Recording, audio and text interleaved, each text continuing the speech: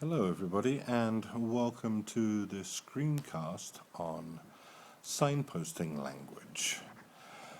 Signposting language is one of the key techniques you'll need for a successful presentation. Look at what is a signpost. In the real world, a signpost is something which shows you where you are, which direction you should be going, and also how far away you are from your destination. Now, in a presentation, signposting language performs a similar function. It lets the audience know where in your presentation they are, where your presentation is going, and how far from the end of the presentation they actually are. Now, if you can remember from Unit 1, when we were discussing structure,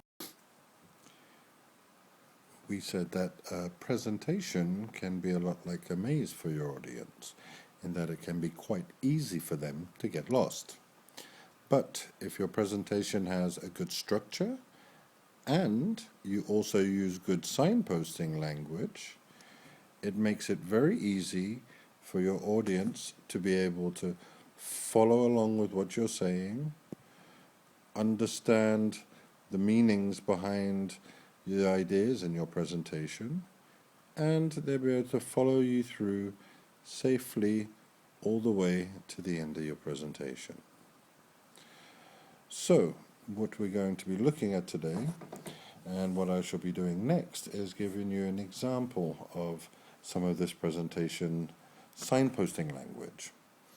Now, I will give an example introductory presentation about myself, and throughout the presentation, whenever I'm using signposting language, you will see that this image here will move. So just listen along and keep an eye out for when the signposting language appears.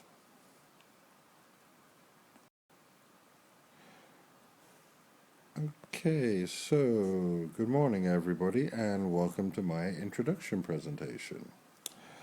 My name is Lee Adams and today I'm going to be telling you a little bit about myself.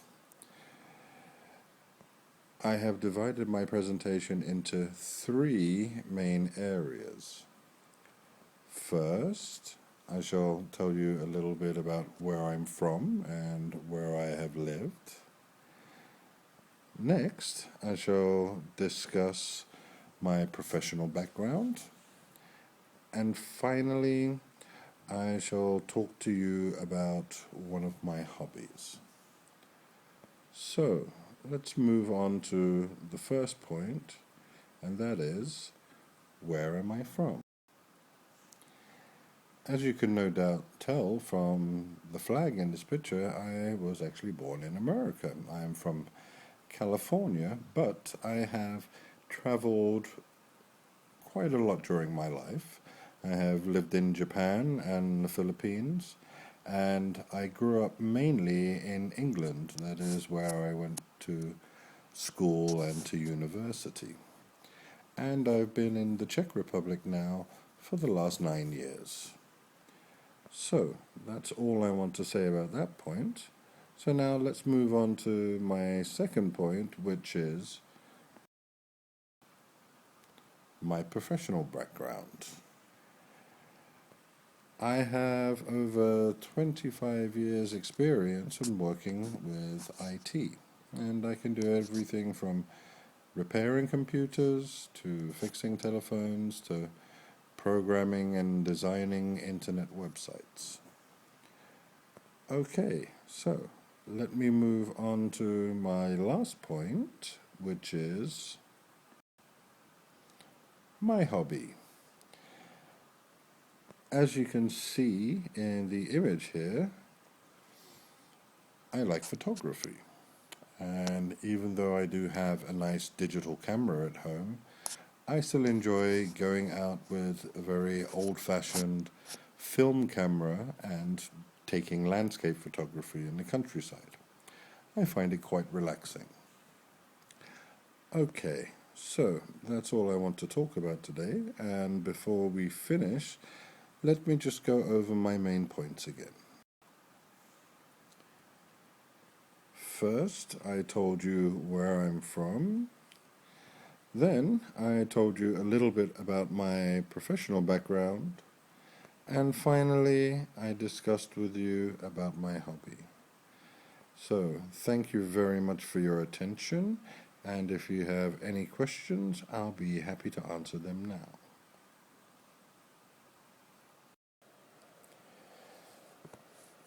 Okay, so to finish up, I just want to have a look at some of the most important features you need to think about when we talk about signposting language. And I would say that one of the most important things to realize is that signposting language is universal. It's not related to the content of your presentation, it's only really related to the structure.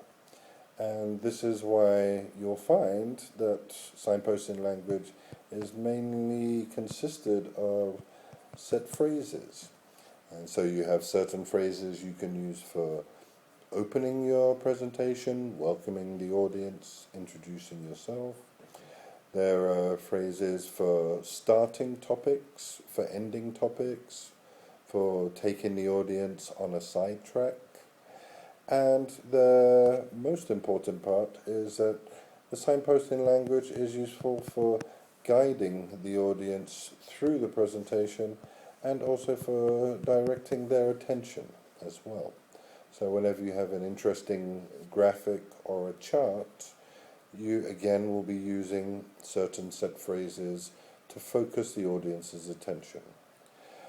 And now by doing all of this, this will allow you to, one, keep your audience's attention, two, make sure that they follow everything which is happening throughout your presentation, and three, it also lets the audience know when they can participate and when the presentation is coming to an end.